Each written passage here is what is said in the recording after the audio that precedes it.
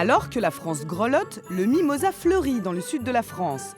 Cet arbre, originaire d'Australie, colonise le massif des Maures dans le Var. Sa floraison commence et elle est souvent spectaculaire. Ça fluctue suivant les années et suivant la météo.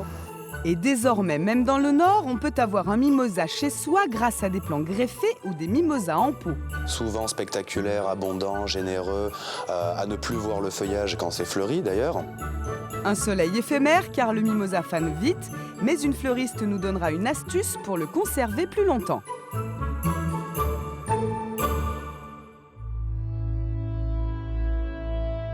Nous sommes à Bormes-les-Mimosas, la capitale française du mimosa. Ici, en cette saison, pas un talus ou un bord de route jaune éclatant.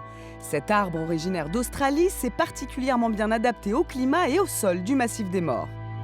Il y a une époque où des grands voyageurs, dont Thomas Cook, qui était un grand voyageur anglais, a ramené le mimosa d'Australie, puisqu'il est originaire d'Australie, et qui a fait la plantation de ces nouvelles espèces sur la Côte d'Azur. Et il se trouve que sur Bormes et sur toute la route du mimosa, dans la colline de Tanneron, etc., ça a particulièrement bien poussé. On a vraiment un microclimat qui se retrouve également dans une partie de Hyères et une partie de Menton, ce qui fait qu'on a des plantes comme du papyrus, comme du mimosa, des plantes tropicales et subtropicales qui ne peuvent tenir que grâce à ce climat, à ce microclimat. Valérie Collet dirige l'Office du tourisme de Bormes et la question qu'on lui pose le plus souvent, c'est quand le mimosa est-il en fleurs ? On sait qu'en gros, ça fleurit de mi-décembre à mi-mars. Mais s'il fait très chaud comme là, en décembre, on a eu un très très beau temps, donc le mimosa a bien fleuri. Et puis là, on a quelques jours quand même de froid plus intense, donc la floraison s'arrête. Et puis voilà, donc ça fluctue suivant les années et suivant la météo. Julien Cavator est pépiniériste à Bormes et c'est un spécialiste du mimosa. Le climat est indispensable à la vie de cet arbre qui aime la chaleur et supporte parfaitement la sécheresse.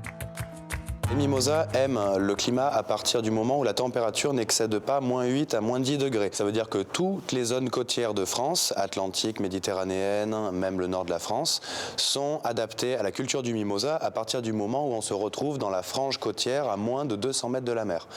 Pour ce qui est des régions du nord, après en zone méditerranéenne, dès que les températures n'excèdent pas -10 degrés, on peut avoir un mimosa dans son jardin. Et ce que Julien apprécie le plus dans le mimosa, c'est moins sa fleur que sa feuille. Il existe 1200 espèces de mimosa et son feuillage est très varié. Vous avez les mimosas à feuilles découpées comme des petites fougères, comme le mimosa d'hiver, ou encore comme celui-là. Vous voyez, donc ça représente vraiment une feuille de fougère. Et après, vous avez une autre catégorie de feuillage, ce sont les feuilles entières, c'est-à-dire une feuille qui est composée d'une seule partie, comme c'est le cas de celui-ci, qui rappelle beaucoup la feuille du laurier rose d'ailleurs. Vous avez aussi du violet, comme c'est le cas du mimosa purpurea.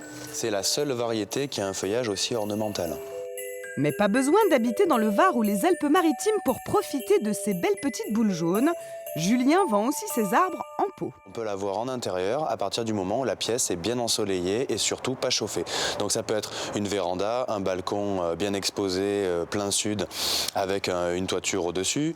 Ça peut être une véranda non chauffée, une serre froide, un jardin d'hiver, une cuisine d'été, un abri de piscine, mais surtout pas dans le salon avec la cheminée et le chauffage. En pot, l'arrosage est obligatoire tous les jours en été et une fois par semaine en hiver. Le mimosa a beaucoup de succès, surtout quand il fait gris dehors. Et ça sent bon. C'est une fleur que j'apprécie beaucoup déjà par le parfum, ce qui est très agréable. Ensuite, la couleur de suite dans les bouquets, ça fait vraiment une explosion de soleil. C'est le printemps dans l'hiver, donc c'est pour ça qu'on aime bien la retrouver maintenant. Sylvie est fleuriste et en cette saison, elle agrémente toutes ses compositions florales de mimosa. En ce moment, on trouve des narcisses, on trouve des renoncules. On va aussi avoir les anémones et puis, ce qui n'est pas banal, de l'anthurium. Voilà. Mais le gros inconvénient du mimosa, c'est qu'il ne tient pas longtemps, 2 ou 3 jours maximum. Alors Sylvie a une astuce, il vous faut un marteau. Vu que c'est comme du bois, pour que l'eau pénètre bien dans le mimosa, on va simplement... Alors cette branche est particulièrement grosse, donc j'y vais un peu fort.